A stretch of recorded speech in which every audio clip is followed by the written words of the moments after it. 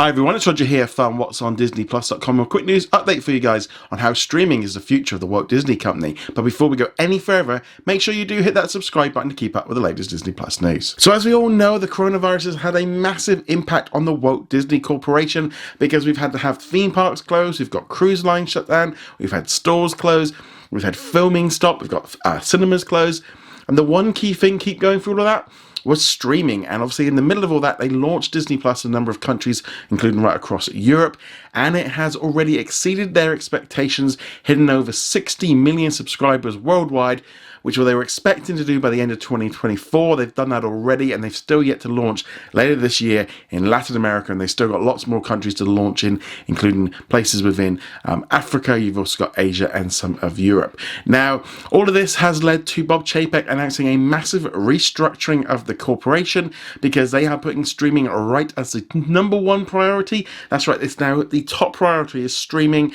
Bob Chapek has announced that he's going to be completely restructuring the Walt Disney Corporation. There's going to be a whole new sort of section which is going to be run by Kareem Daniels, who's previously run the gaming and also book divisions of Disney. And under that there, you're going to have three separate divisions. You're going to have movies, which is the studios, and then you're going to have general entertainment, which is generally like the TV, and then you're going to have sports, which is like ESPN+. So all of this here is now all going to be going through him onto Bob Chapek. What also means now is Disney Plus is going to be moving in kind of under there, but it's still going to be part of the direct-to-consumer. They're also making a big shift with what they're doing with the direct-to-consumer and international. That's going to be split into two. So international is one thing, direct-to-consumer is another. Rebecca, who runs out on there, is going to be running both jobs at the minute, and she's kind of half reporting to Bob Chapek and half to Mr. Daniels, and it's all going to be a bit different in how they're doing it, but streaming is now the top priority. Bob Chapek said in a statement, "Given the incredible success of Disney Plus and our plans to accelerate our digital to consumer business, we are strategically positioning our company to more effectively support our growth strategy and increase shareholder value. Managing content creation distinct from distribution will allow us to be more effective and nimble in making the content consumers want most delivered in the way they prefer to consume it." As part of the announcement, Disney confirmed that the upcoming Investors Day will be taking place on December the 10th, and at that event they'll be lining out how they're going to be doing their new strategy for direct-to-consumer, which includes Disney Plus, Hulu, ESPN Plus, and also the new streaming service Star, which is going to be an international thing. Now, moving on from there, this is going to be a big push for Disney. You know, they're going to be essentially removing some of the legacy ways that they've done it. They are now looking at sort of streaming is the main core way of people consuming it. Bob Chapek appeared on CNBC and talked about how, you know, he wants to offer consumers the choice of how they want to watch it, you know, either at cinemas or at home. He went on to say that consumers are voting with their wallets, and they're all going with Disney Plus, and things are just gonna, you know, be changing much faster than we maybe anticipated. And that's kind of a big thing really with what's going on right now with COVID. A number of things are speeding up, and streaming is one of those things. So what does that mean for us subscribers? Well, ultimately for Disney Plus, it means we're going to start getting content much quicker. We're going to be starting to see that kind of legacy way that they've been doing it starting to change if they start to put the priority onto Disney Plus.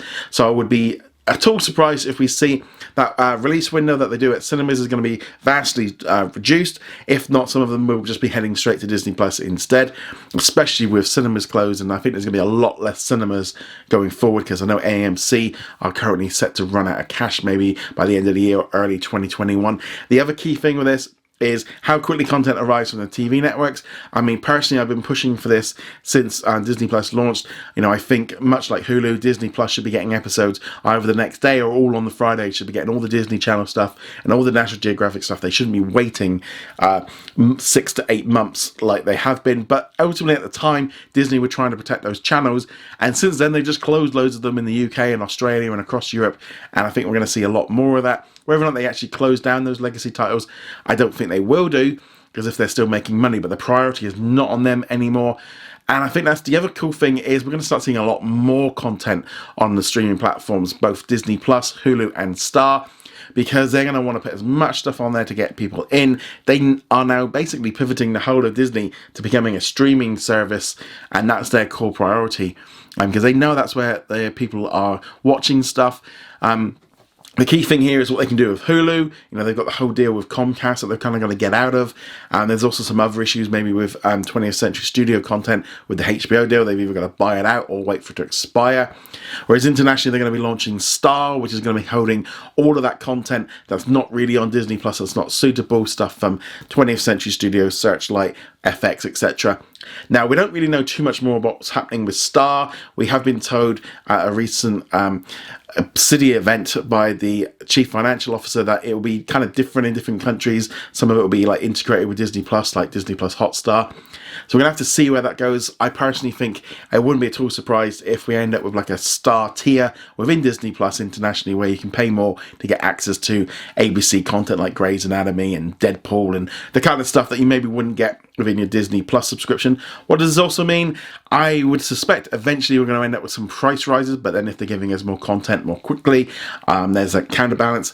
As far as I'm concerned with price rises, I know everybody hates them, nobody wants them, and people will moan about them, but they're going to be coming eventually.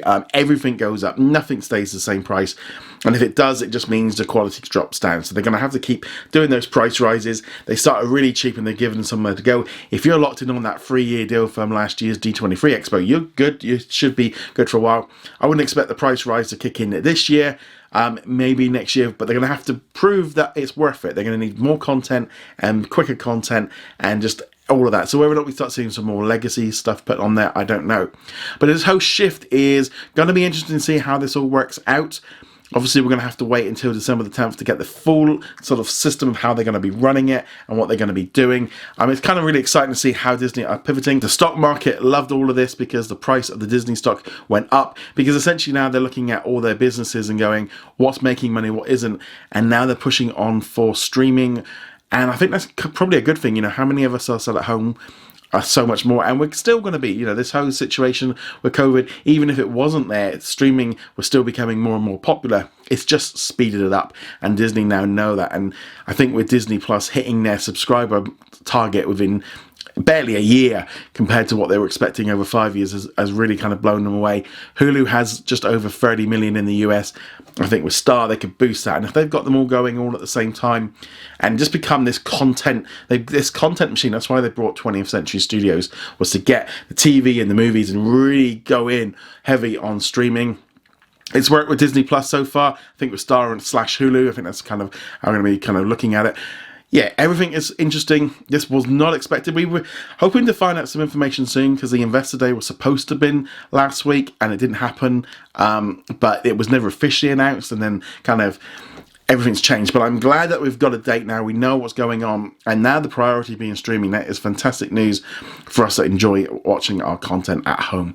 Anyway, guys, let me know in the comments below what you think of all of this. I'd love to hear your thoughts. Remember to go check us out over at whatsondisneyplus.com. Like, follow, and subscribe, and I shall see you guys in another video. Laters.